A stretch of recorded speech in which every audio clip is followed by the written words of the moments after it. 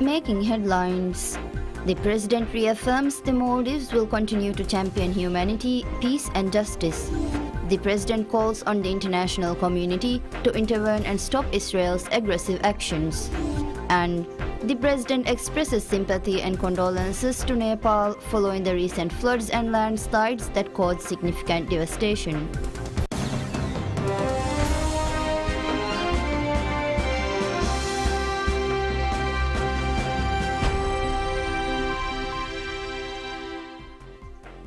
Bismillahirrahmanirrahim. Assalamu alaikum. Hello and welcome to PSMNEWS in English. I'm with Mahmoud, your host for the afternoon.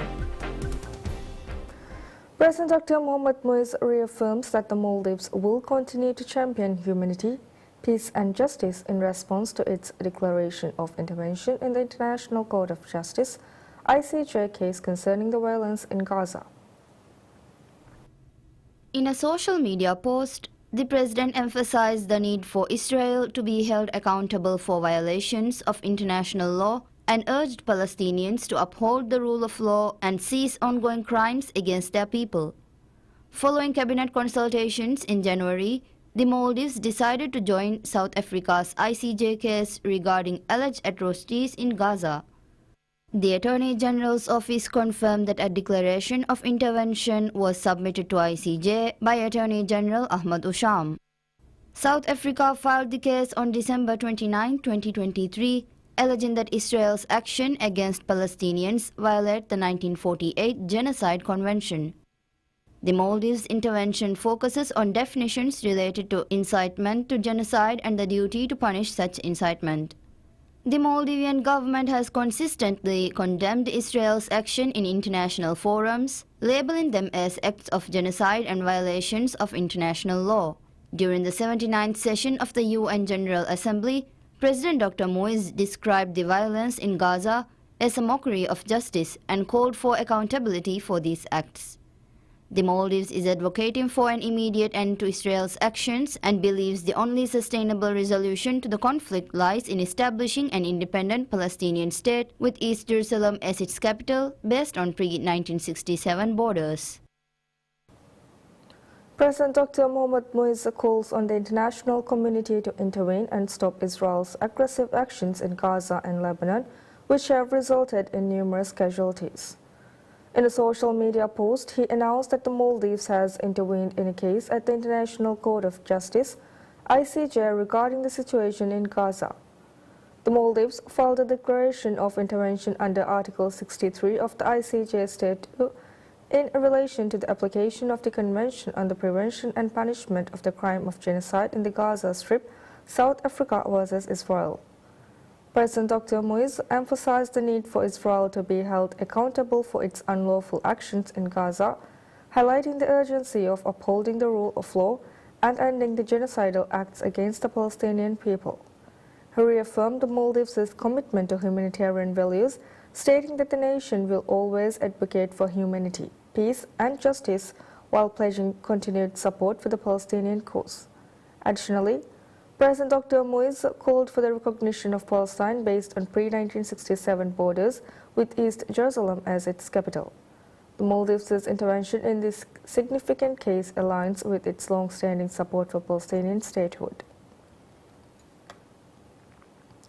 President Dr. PSMNEWS expresses his sympathy and condolences to Nepal following the recent floods and landslides that caused significant devastation.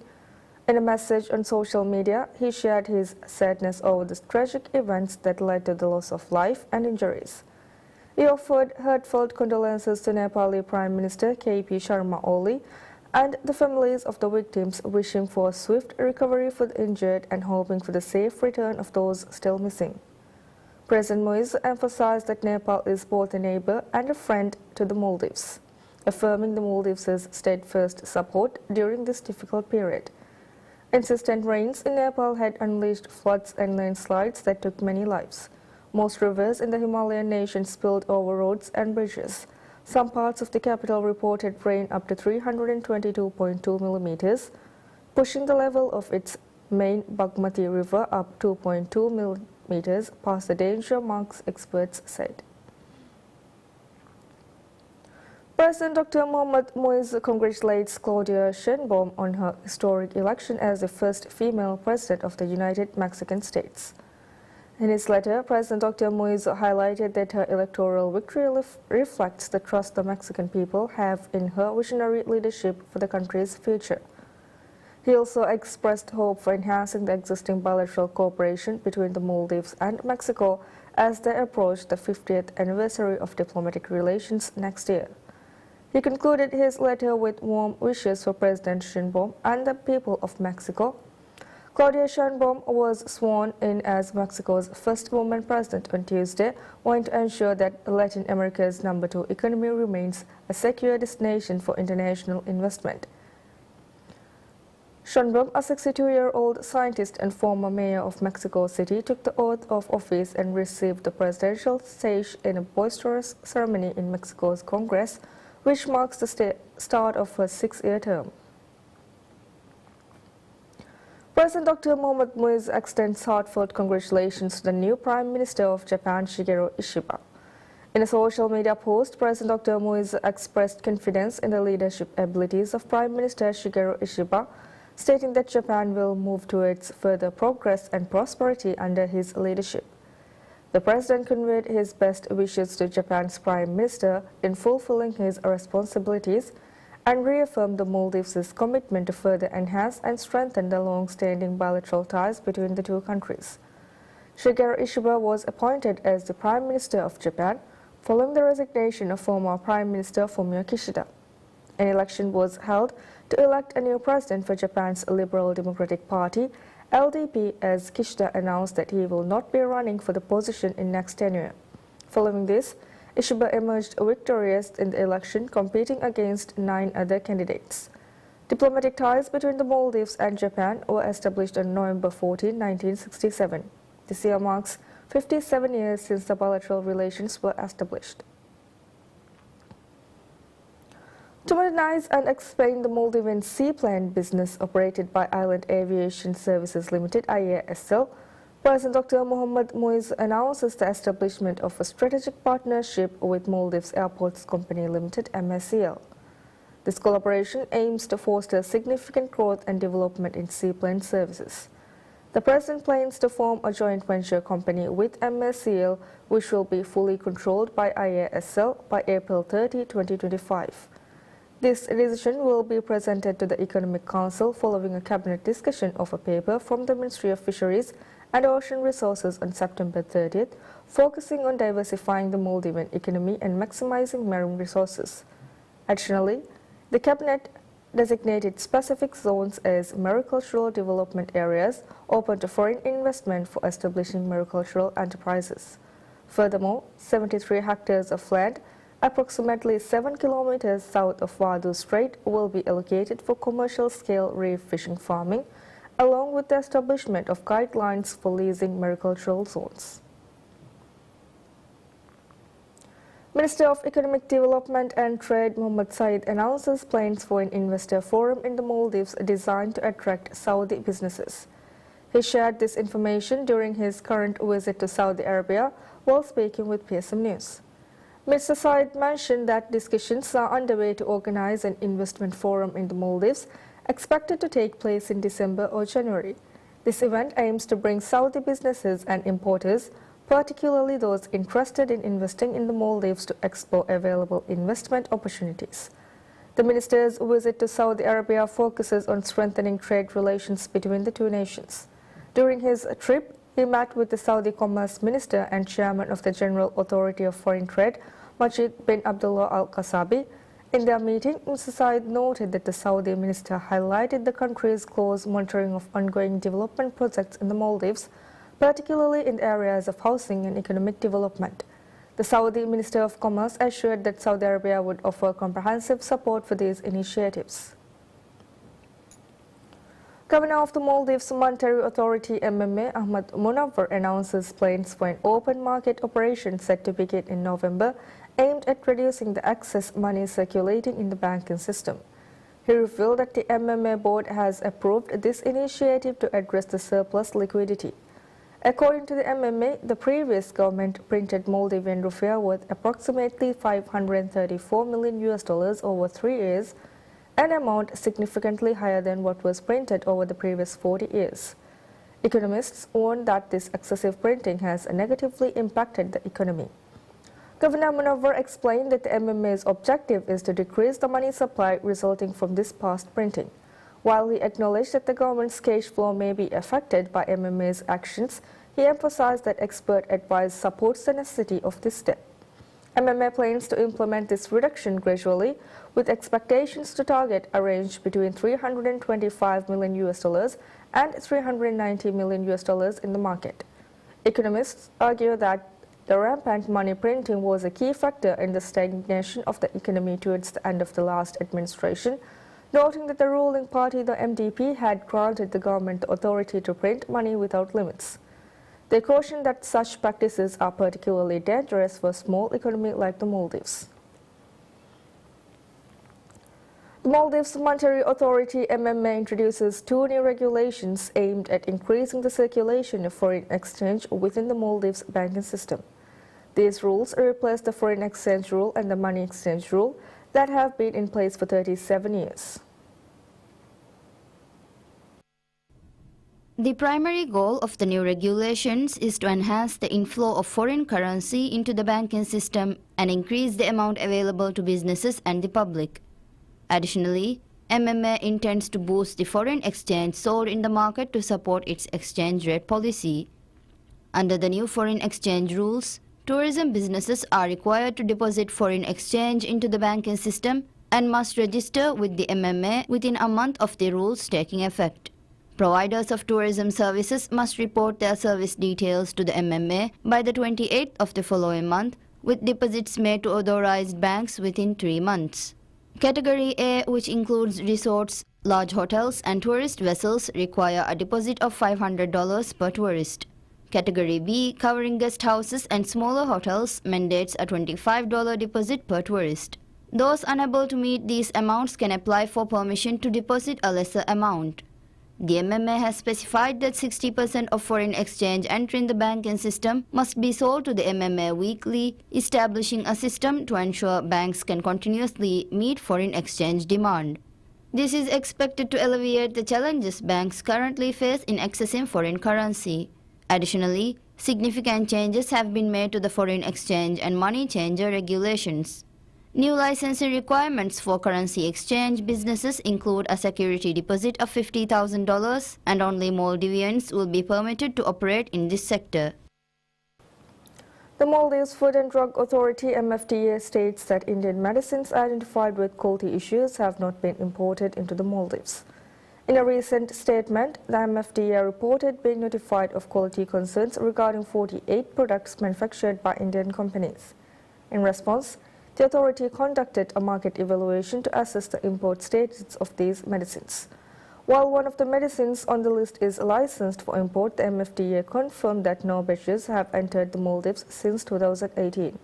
Furthermore, none of the controversial medicines have been imported under any circumstances. The MFDA has urged the public to exercise caution when purchasing medicines, especially since many Maldivians travel to India for medical treatment and sometimes bring back medicines for personal use. As a precaution, the MFDA has increased inspections at medicine import ports to prevent the entry of any problematic products.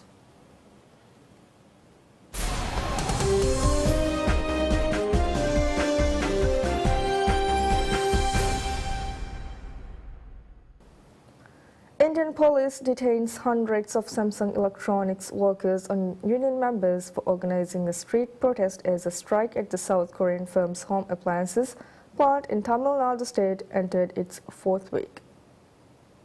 More than 1,000 workers have disrupted operations and protested in a makeshift tent close to the factory near the city of Chennai since September 9. They have demanded higher wages and union recognition at the plant, which accounts for roughly a third of Samsung's annual Indian revenue of $12 billion. State President of influential labor group, the Center of Indian Trade Unions, CITU, Sundrajan said a solidarity strike will take place in all the factories all over, including all the trade unions. The protests cast a shadow over Indian Prime Minister Narendra Modi's drive for foreign investors to make in India and is India's biggest such strike in recent years. Samsung has said the striking workers risk losing their jobs. Samsung previously said the average monthly salary of full-time manufacturing workers at the plant is nearly double that of similar workers in the region, and that it was open to engaging with workers and to resolve the matter. Samsung workers earn 25,000 rupees or $300 on average each month and demand a raise of 36,000 rupees a month reached within 3 years.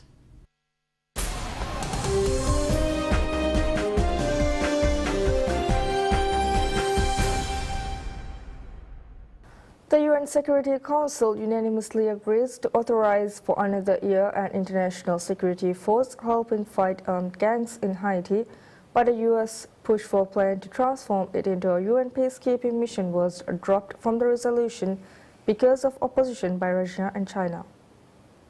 The United States is now focused on supporting a call in the General Assembly last week by the head of Haiti's Transition Council, Edgar LeBlanc, for a UN peacekeeping mission. U.S. Ambassador to the UN, Linda Thomas Greenfield, told the Council. Haitian leaders last week warned of worsening insecurity in the Caribbean country. Powerful gangs, armed with weapons largely trafficked from the United States, have united in the capital under a common alliance and now control most of the city and are expanding to nearby areas. The security mission, while approved by the UN Security Council, is not a United Nations operation and currently relies on voluntary contributions. The mission has so far made little progress toward helping Haiti restore order with only 400 Kenyan police officers on the ground and a lack of funding. China and Russia, both council veto powers along with the US, France and Britain, say the international security mission should be given more time to establish itself. Haiti's gangs are subjected to a UN arms embargo. UN peacekeepers were deployed to Haiti in 2004 after a rebellion led to the ouster and exile of then-President Jean-Bertrand Aristide. Peacekeeping troops left in 2017 and were replaced by UN police who left in 2019. Haitians are wary of an armed UN presence. The country was free of cholera until 2010 when UN peacekeepers dumped infected sewage into a river. More than 9,000 people died of the disease and some 800,000 fell ill.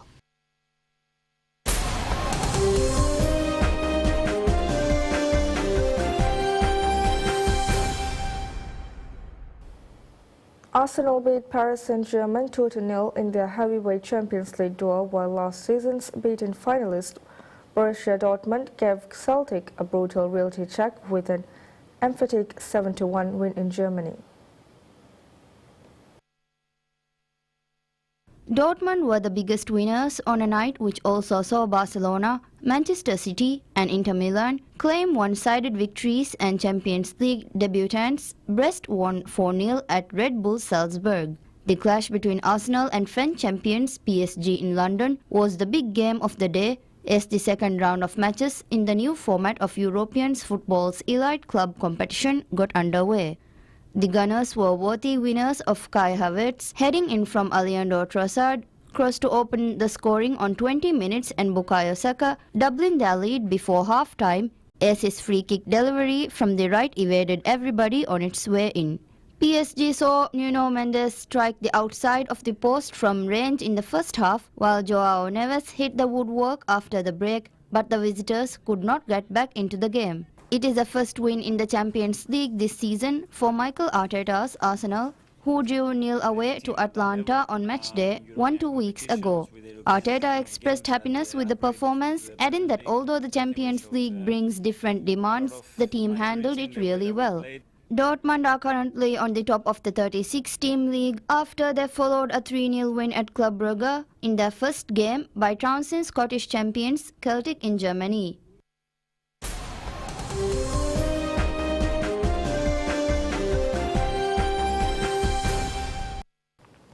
Archaeologists in northern Peru uncover evidence that could point to a woman ruling in a coastal valley during the ancient Moor culture over 1,300 years ago, including a used throne and scenes in elaborate wall paintings.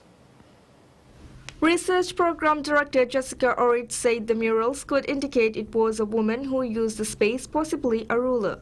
Archaeologists found a pillared throne room lined with murals showing a powerful woman intertwined with sea creatures and representations of a crescent moon sitting on a throne and receiving visitors. Evidence such as human hair and stone erosion indicated the throne was occupied by a real person. Archaeologists believe the throne room dates from the 7th century AD, a time when the Moor culture occupied the coastal valleys of northwestern Peru. Archaeologists discovered a nearby room overlooking a square they dubbed the Chamber of the Braided Serpents due to a mural of a figure with legs intertwined with snakes, a motif that has not previously been uncovered. The room has other murals showing warriors, anthropomorphized weapons, and a monster chasing a man, and archaeologists believe ritual burnings were made here. The findings were made at the Panamacra site near the Pacific coast over 400 kilometers north of the capital, an area famous for its colorful murals. The Andean nation is rich in archaeological sites, many of these thousands of years old, and was over 500 years ago home to the Inca Empire that dominated swaths of South America's highlands until the arrival of the Spanish. That's it for now. Thank you for watching. Have a pleasant day ahead. Bye-bye.